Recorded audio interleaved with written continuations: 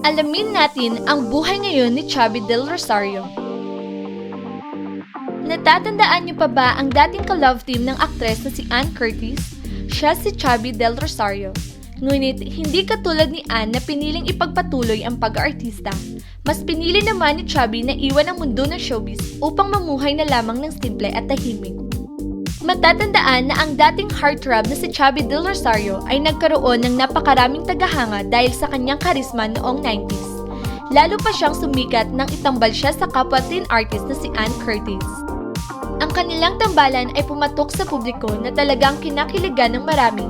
Kaya naman, maraming pelikula ang kanilang pinagsamahan kagaya na lamang ng TGIS, Ikaw Lamang, Ana Karenina, Ikaw na Sana at Honey My Love So Sweet. Ngunit, ang tinatamasang kasikatan ng dating aktor ay unti-unting naglaho kaya naman napagpasyahan niyang lisanin ng tuluyan ang industriya ng showbiz. Ngunit, nasaan na kaya ang dating aktor? Taong 2016 nang muling umugong ang pangalan ni Chubby sa kanyang mga tagahanga nang malaman ng mga ito na nagkaroon ng reunion kasama ang kanyang TGIS co-stars.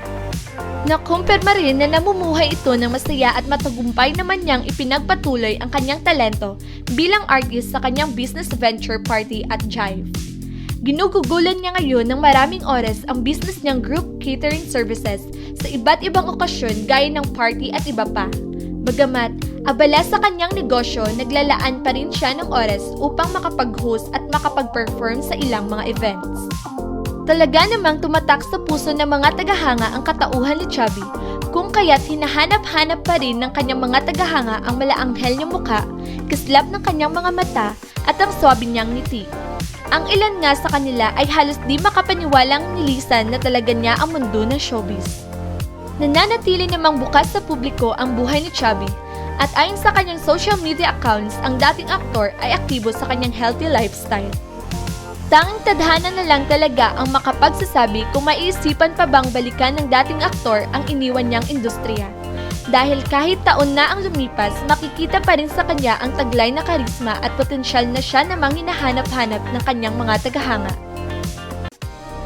Ano sa tingin nyo? Mag-iwan lang ng comment, like, and share this video, and don't forget to subscribe. This is Daming Alam TV.